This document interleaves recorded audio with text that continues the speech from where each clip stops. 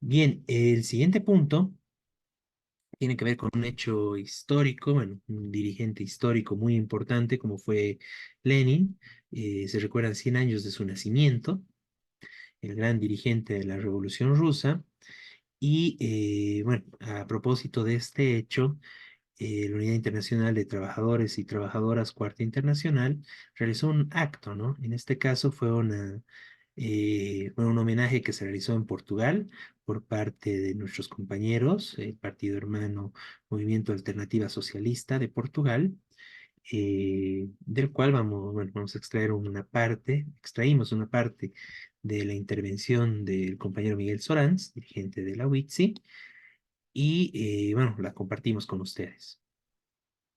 Lenin sigue siendo, después de los genios de Karl Marx y Federico Engels, una de las más grandes figuras del marxismo, del socialismo, junto con otros, que pero sus aportes fueron muy importantes y los llevó a la práctica y a la realidad. No se trató de un intelectual, aunque él elaboró cientos de libros o artículos. Lenin define la nueva etapa a partir del principio del siglo XIX, el cambio de etapa, de época que se da en el mundo capitalista. Y él la define como el inicio de la etapa de la decadencia del capitalismo. Y que esa decadencia llega a su punto máximo de expresión y va a ser profundizada hasta nuestro día con el estallido de la Primera Guerra Mundial en 1914, ¿no es cierto? Esa época empezaba a terminar y empezaba la decadencia, se terminó el libre mercado, empezó a surgir el imperialismo y la pelea entre países imperialistas para copar mercados, las fuerzas productivas ya no crecieron, y esto Lenin no solo lo definió, también lo escribió en un famoso libro que fue El imperialismo, fase superior del capitalismo, pero que esto de fase superior no es que quería decir que era de progreso, sino de lo que ya estaba sucediendo, que habría una época de guerra, de crisis, de revoluciones, ocasionado por el crecimiento de la desigualdad, la miseria, la opresión, ¿no es cierto? Y ratificando el concepto que ya estaba en Marx y Engels y el manifiesto comunista de que el socialismo debe ser un cambio mundial porque el sistema capitalista era un sistema mundial. Su otra innovación fundamental fue que dada esa situación de que solo una revolución podía cambiar y que no se había terminado la época de la reforma y que se abría toda esta etapa de guerra, revoluciones, que se necesitaba un partido socialista pero revolucionario para la acción, opuesto al carácter de los partidos que venían predominando de la socialdemocracia, de creer que todo se iba a hacer a través de elecciones, usar el parlamentarismo y creer que pactando con la burguesía se podía superar la miseria y la explotación.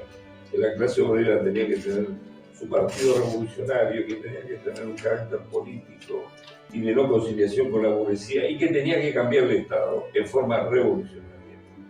Tenía que lograr un Estado obrero y para eso se necesitaba un partido, lo que se llamó el centralismo democrático. O sea, un partido que fuera democrático en su debate, en su vida interna, en sus discusiones, tal cual nosotros lo practicamos, seguimos practicando como socialistas revolucionarios, como trotskistas, pero al momento de una acción, de una huelga, de una acción política, también de unas elecciones, más que más, si hay un proceso revolucionario, el partido tiene que actuar con una sola política, porque es un partido que enfrenta a los aparatos policiales, a todo el poder del Estado burgués.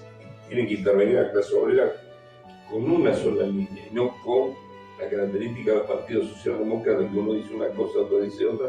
No son partidos parlamentarios. Eso se llamó el centralismo democrático, que lamentablemente después, a manos de Stalin, se va a transformar en un centralismo burocrático.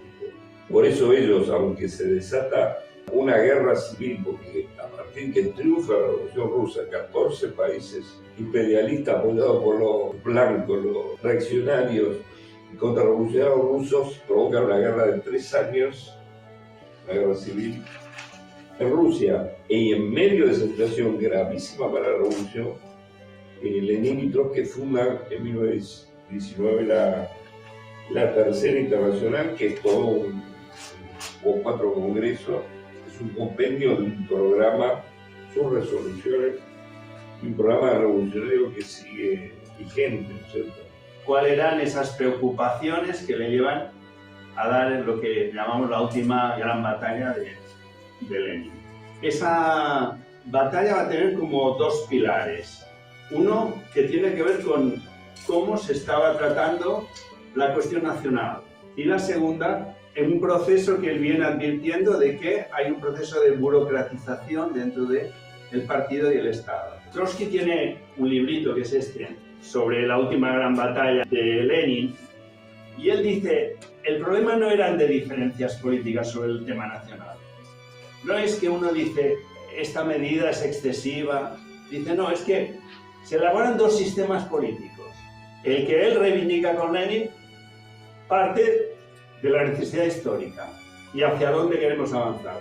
El de Stalin parte de la necesidad de un aparato y cómo gestionar mejor, más fácil, más qué necesidades genera un aparato para un territorio.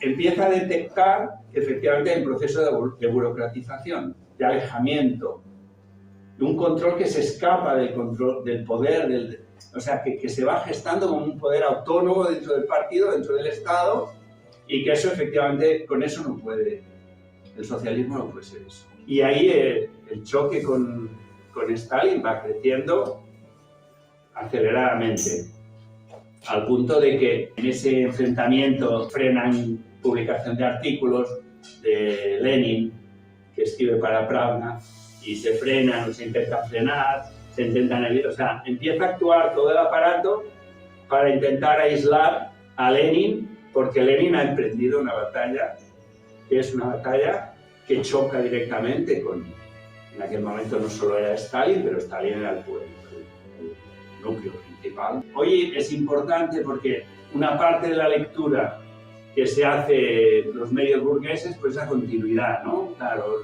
Lenin, Trotsky, la revolución acaban como acaban. Bueno, la revolución tuvo un reflujo, ese aislamiento sirvió para que surgieran fuerzas de acomodación a esa situación y apoyándose en esa tendencia es como se surge un aparato que efectivamente es capaz de, no de construir un socialismo incompleto, no, de ser una fuerza contrarrevolucionaria en el Estado libre.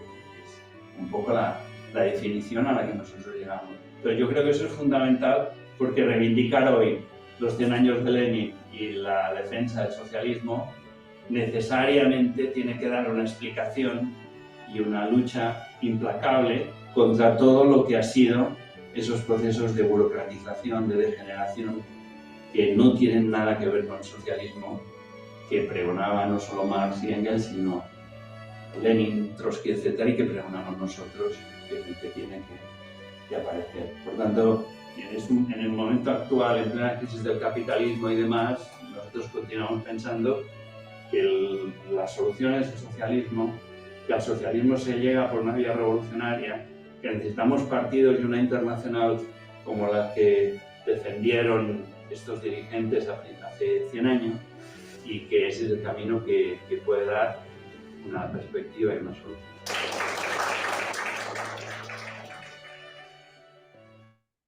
Bien, ahí teníamos la intervención de los compañeros de Miguel Sorans y José Luis del Alcázar en un acto organizado en Portugal por por el movimiento Alternativa Socialista.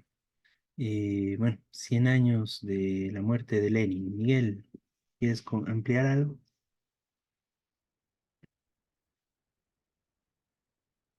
Estás sin sonido, Miguel. Perdón, brevemente, porque los compañeros obviamente explicaron, tanto José Luis de Alcázar como Miguel Sorans, bien quién fue Lenin y lo que hay que hacer ahora. si reivindicamos en la internacional una campaña por Lenin, eh, no es solamente el recuerdo histórico, que obviamente es importante, sino porque está más vigente que nunca la necesidad de partido revolucionario. La crisis mundial, es decir, Rusia ha sido derrotado el socialismo, ha retrocedido con Stalin y después peor, es decir, se produjo la restauración capitalista directamente. En este momento gobierna Putin, que es abiertamente declarado capitalista, que él mismo ha criticado a Lenin públicamente, Putin, eh, y más bien Putin reivindica el imperio zarista anterior a Lenin. Bueno, hoy hay que volver al leninismo, hay que volver a reivindicar a Lenin. Esto obviamente lo plantea nuestra internacional, la Unidad Internacional de Trabajadoras y Trabajadores del Cuadro Internacional. Desde el Partido de Trabajadores también consideramos lo mismo, es decir, Lenin no es solo una figura recordando del pasado, sino que es una necesidad hoy construir partidos revolucionarios, que fue una de las grandes lecciones de Lenin. El otro elemento de Lenin clave que estamos hoy viviendo fue esto de la crisis capitalista. Lenin plantea que en ese momento, cuando funda la Tercera Internacional, se está abriendo una crisis eh, muy grande. El capitalismo estaba pasando a ser imperialismo en todo el mundo, a producir todas las cosas en gran escala, eh, a retroceder en muchos aspectos en Europa. Bueno, provocó dos guerras mundiales después de la muerte de Lenin. Hubo, bueno, mejor dicho, una antes y otra después, ¿cierto?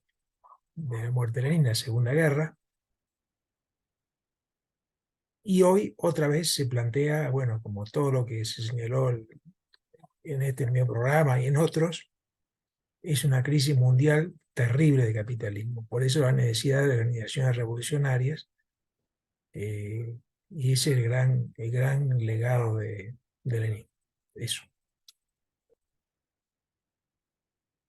Bien, muchas gracias, Miguel.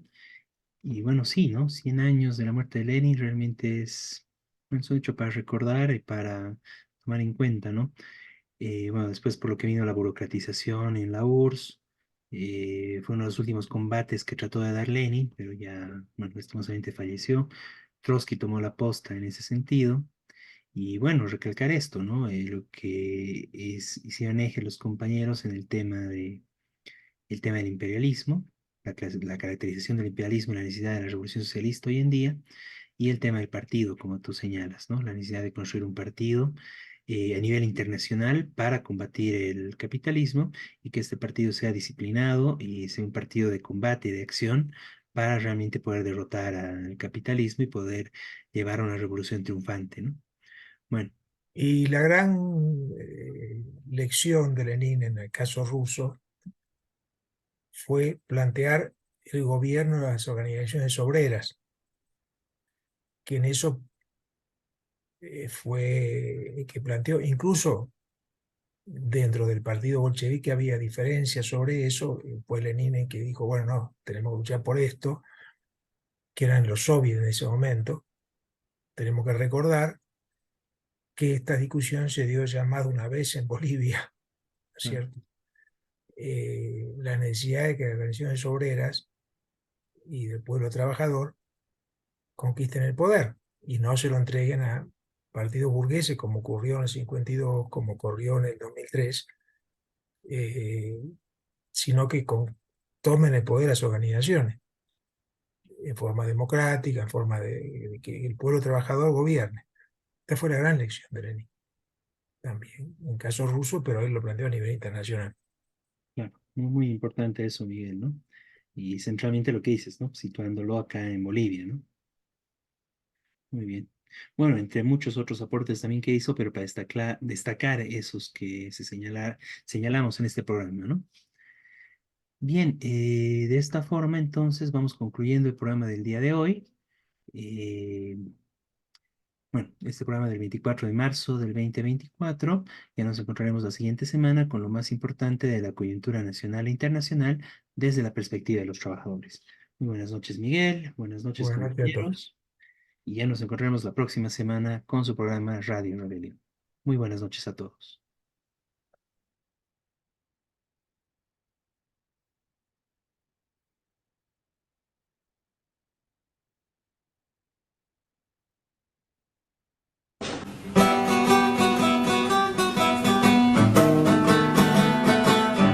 Desde oriente y occidente de los valles marchan ya los maestros.